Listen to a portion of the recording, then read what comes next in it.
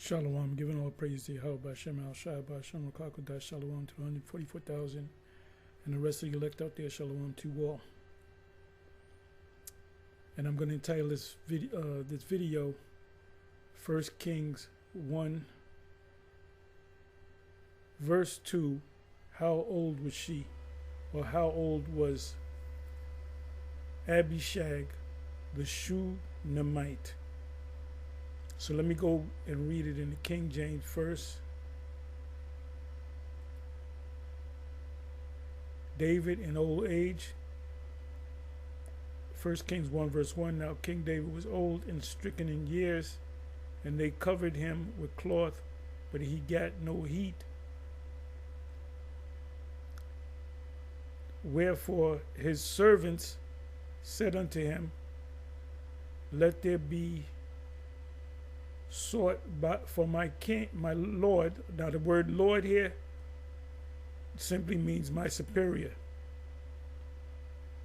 The king, a young virgin. Now you look that word up, a virgin, the word is batwala. Matter of fact, let me do this. Because in the kingdom of heaven, Israelite men are going to get women from the ages of 12, 13. And they will be given to these men. These Israelite men. Every Israelite man will have many thousands of women. Depends. Some have 1,000, 500, 2,000. Solomon, it's so you can't say, well, that's far-fetched. Well, King Solomon had 1,000 women, 700 wives and 300 concubines. And every last one of them were virgins when he got them. So they had to be 12, 13 years old. Because you got, this thing with the Captain Zari, he gets, that's a trigger word when you mention GM, he like to get little bit. That's a trigger. That shows you that he's young in the spirit. He doesn't know what he doesn't know. Because you got to put emotions to the side when you're dealing with, and when you put the scholar cap on, you got to put the emotions in the closet. That's a topic right there. Okay, so I said I was going to look up these words, right? Okay, Lord. The word there is Adawan, which means superior. In the New Testament, the word is in the Greek kairos, which means the same thing. The king, Malach. Hamalach is the king. Root word is Malach for king. It says a young, let's deal with the word Bathwala. Bathwala means a virgin, a woman never been touched. And they looked high and low to find a young woman, a beautiful woman. She was of the tribe of Issachar. Because when you look into Shunammite, Shunam, the Issacharites was dwelling in that land in Palestine, in Israel. So now let's look up the word young. Na'ira.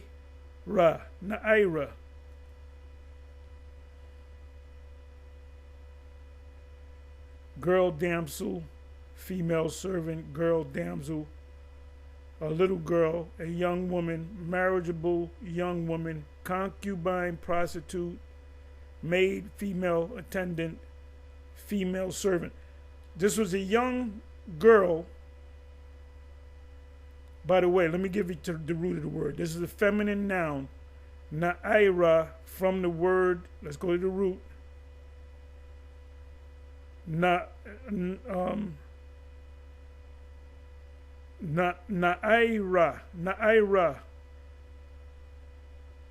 as opposed to Na'ira.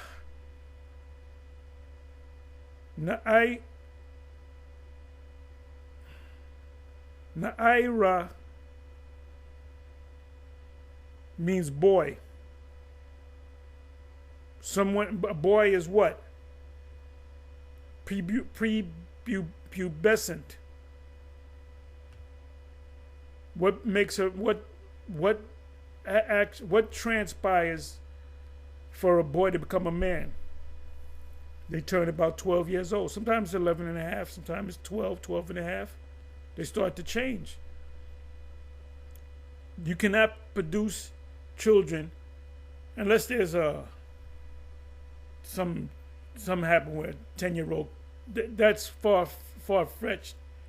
But when a boy is 12 years old, he can get a woman pregnant, and he comes up under the law. When a girl in Israel is 12 years old, she's ready to be married. So they married young. So anyway, that's why you got to go into these words. And another thing, you guys, you're emotional and you're lazy minded. You don't want to study. That's why I got to do it this way. So the word virgin is Bathwala. You can look that up. So let's come back over here.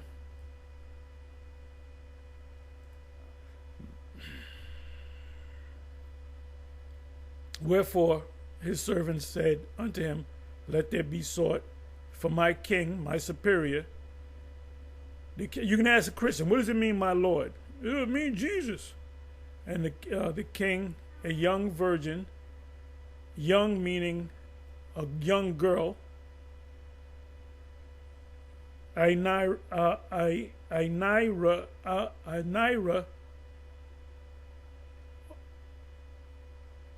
which is well, damn. What was the word? Let me bring it back again. Naira. Bring it back again.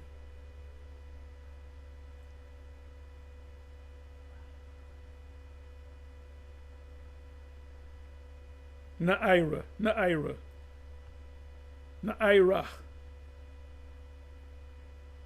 So the word is young girl. Virgin. Bathwala, never been touched. And let her stand before the king, and let her cherish, hug up on him, and let her lie in thy bosom. So she got naked and laid upon him to really get him, see if he got aroused. When you know, your libido is in your head, it's in your mind. You have a woman that dresses a certain way and it gets you aroused. It starts in the mind, and then the mind controls the body. And that, when you like a certain girl, you don't like certain girl, the next girl you do like, you get aroused by her. That's called chemistry, which the word chemistry goes back into the word. It goes to the ancient Hebrew, chum, which means hot. Right? Chum means hot. Chemistry, hot. And let her lie in thy bosom, that my king, my lord, the king, may get heat, may get aroused. Let's keep reading. So they sought for a beautiful, fair damsel, which is another word for young woman, throughout all the coast of Israel. They said, we got to get the finest young woman we can get, a tenderoni, for real. And found Abishag, a Shunammite, look that up, that's Issachar, land of Issachar, and brought her to the king. And the damsel was very fair, very beautiful, and cherished the king, because I was a king. Oh, I get to lay by the king and minister to him, but the king knew her not. Like he didn't get, he was ready to go, right? That's all we got to read. So anyway, let me do this. Let me go to the chat. 1 Kings 1, and I put 2. How old was she? Short answer, the Bible does not say how old she was. We know she wasn't a 45-year-old divorcee. Okay? She was a young woman coming into the flower of her age. Um, in 1 Kings 1, 2 to 4, the young woman is Abishag, the Shunammite. The text describes her as a young woman, Hebrew, Na'ira, which means young. Then it says a virgin, not touched. Now in Isaiah 7 and 14, when it says a virgin shall conceive, they could have put this word in there too. Na'ira. Very beautiful, very beautiful. You seen beautiful women and you seen beautiful women. However, no numerical age is given anywhere in the script. It said what scholars generally say, the Hebrew word I'm gonna read it in the Hebrew. Na'ira is used for girls or younger women, often ranging from early teens. What are the early teens? 13, which could be 12, 13, 14, 15, to early 20s, 21, 22, 20. Because she is described as a virgin and chosen for youth and vitality. Many scholars infer she was likely quite young, but this is inference, not stated facts. You know she reached the age of puberty, but she was young, so she was most likely 12. Important distinction, the Bible never specifies her age, and any exact number you may hear. Example given, 12, 14, 16 is speculation, not biblical data. We know she wasn't 29. We know she wasn't 37. You know, they got the woman that's 40. 40 is the new 30. Nah. You had to be young. Her age is unknown. Scripture only tells us she was a young, unmarried woman, meaning she was never touched. So they said, this guy's going to die. He doesn't get aroused. He doesn't get heat. There's no chemistry there. He gonna die. So now let's go from there to.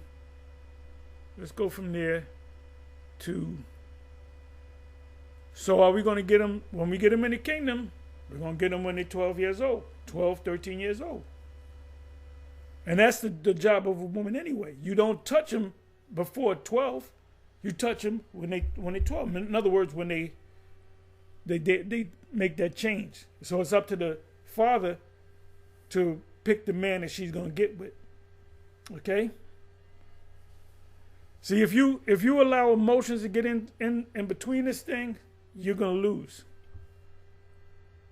Anyway, let's go. Okay, let's go to 1 Corinthians 7.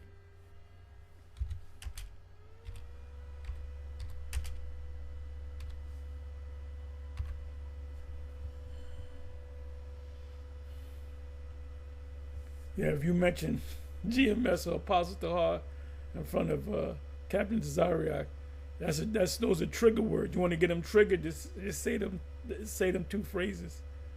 The phrase that pays. Let me cheat.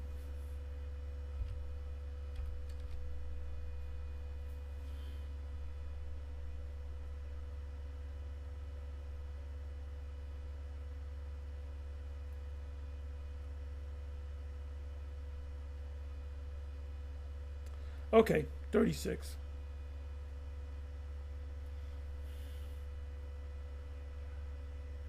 But if 1 Corinthians 7 verse 36, but if any man think that he behaved himself uncomely toward his virgin, if she pass the flower of her age, and needs so require, let him do what he will, he sinneth not, let them marry.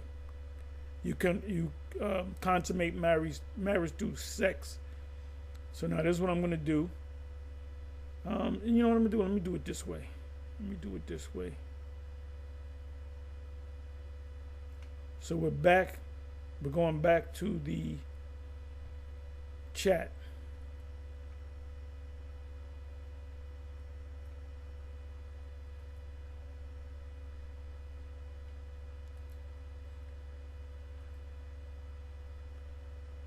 Okay, I don't need all this.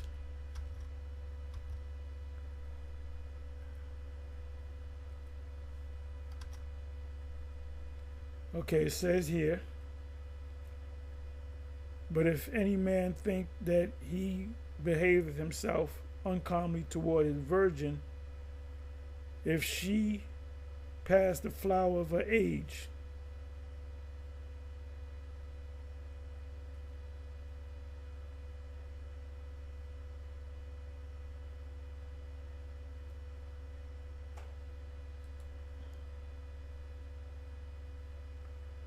I want to copy.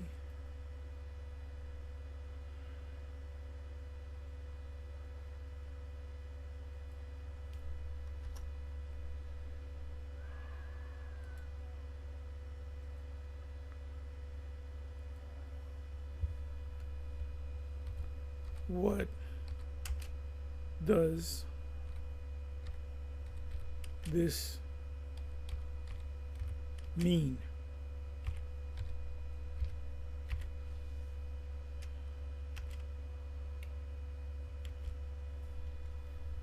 My two sisters, they both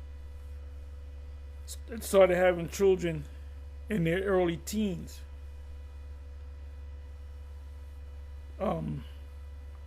13, 14. I have relatives, a woman from down south, because part of my heritage goes back to the south as well,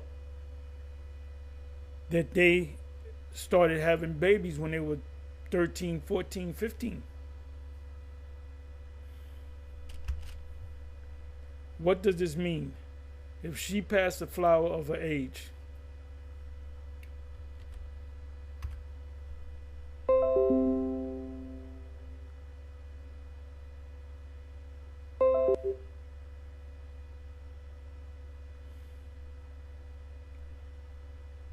This phrase can sound confusing today because it's older English.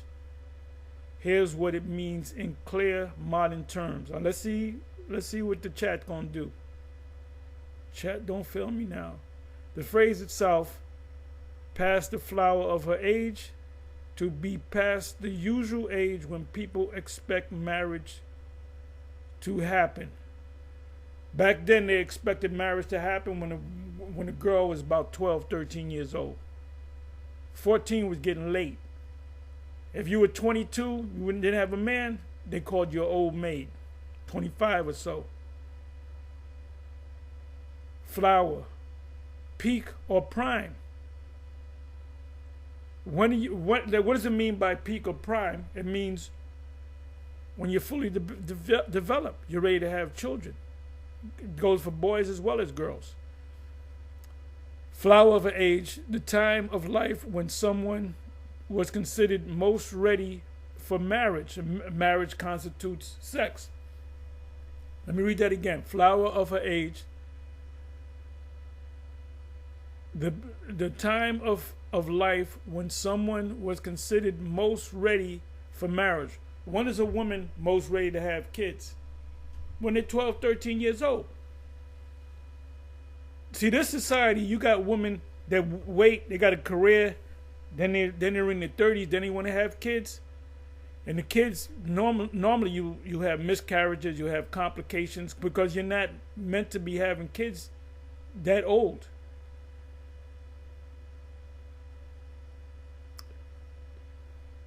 The best ages to have children, like I said, 12, 13, 14, 15.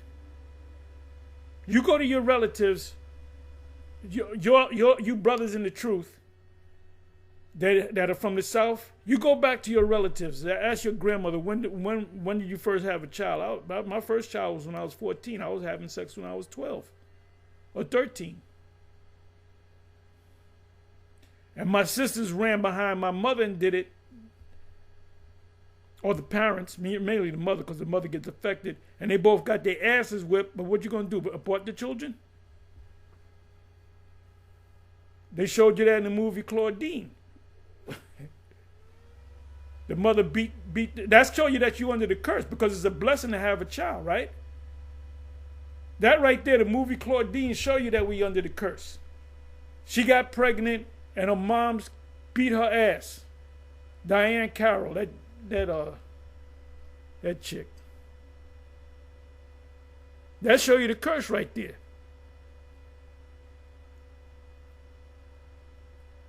The scriptures speak up in the Psalms. It speaks about having children quiver. Let me see. They quiver. How do you spell quiver?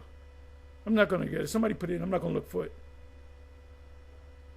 Because in the kingdom, we're going to have literally thousands upon thousands of children. One Israelite man's going to have thousands upon thousands. Well, you're going to have 1,000, at least 1,000 wives. And they're all going to be pregnant.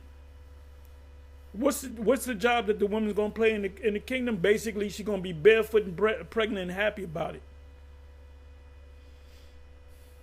What Paul is talking about in the verse, 1 Corinthians 7, Paul is discussing questions about marriage versus remaining unmarried, especially during a time of hardship. In verse 36, he addresses a situation where a man is engaged or responsible for a woman. Back in the day, you were responsible for that woman. See, back then, women didn't have to work. Men just went out and worked. And Jake was out there working, bro. You know when shit started going downhill? After the Vietnam conflict. The drugs came in the community. It says, time is passing. A man is engaged or responsible for a woman. Time is passing. There is concern that waiting too long might be unfair to her, given cultural expectations. What are the cultural expectations? That they got married young, 12, 13 years old. So Paul says basically, if delaying marriage would cause difficulty to pressure because she is getting older, it is not sinful to marry. So that was a situation that he had to deal with.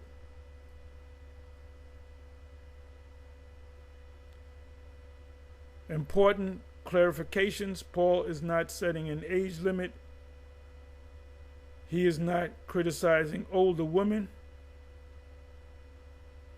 But given the culture at that time, culture, that's a big word.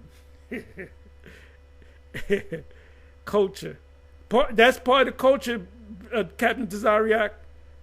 The culture back 2,000 years ago, 5,000 years ago, 4,000 years ago, 3,000 years ago, was when men got women, they were normally older.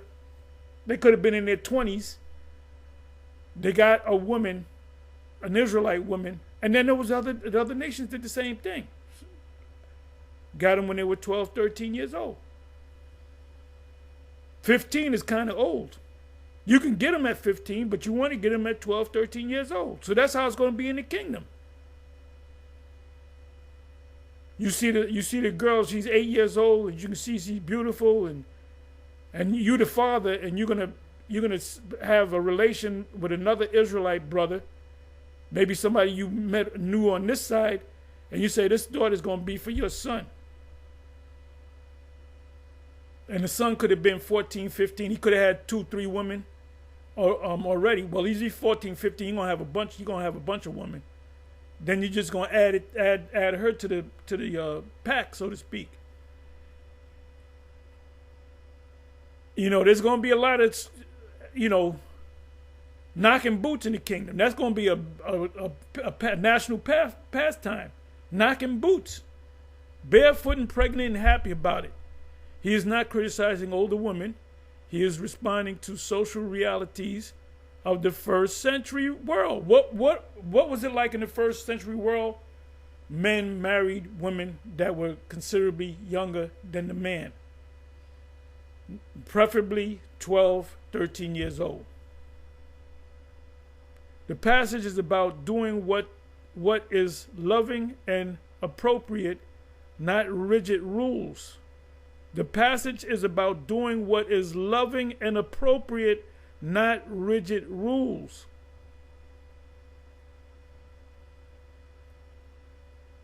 A clear modern paraphrase. If anyone feels he is acting unfairly toward the woman he is engaged to, this is wait a minute. This is what Paul is explaining is what Joseph did to Mary. He couldn't wait. There's a song, Love Won't Let Me Wait. And she is past the usual age for marriage, 16, 17, 18, she's getting kind of old.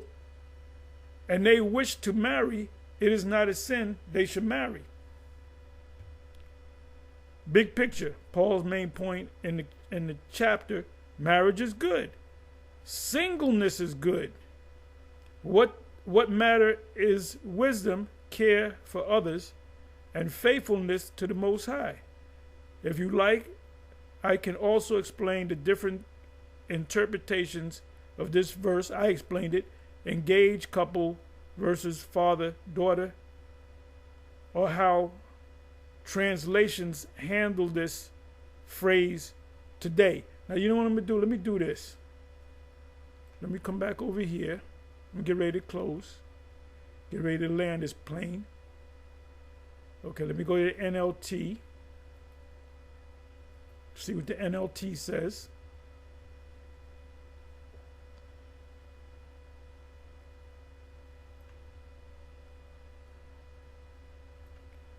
But if a man thinks that he's treating his fiancée, they were engaged, improperly, and will inevitably give in to his ooh-wee. That's what Joseph did. Let me read that again. This is in the NLT. 1 Corinthians 7 verse 36. I hope you got your emotions in the damn closet and drawer some goddamn where, and you got your scholar cap on. But if a man think that he's treating his fiancée improperly and will inevitably give in to his passion, this is exactly what Joseph did with Mary. He was supposed to wait for the date so they can have an official marriage. He couldn't wait. He said he sought to put her away privately, meaning he hide her. Don't have her come out because her belly started showing. Joseph's got it in. He couldn't wait. Let's go back to the song. Love won't let me wait. Let him marry her as he wishes. It is not a sin. He's not doing wrong. Let him go ahead and do it. If he, don't have to wait for the ceremony. Go ahead and do it.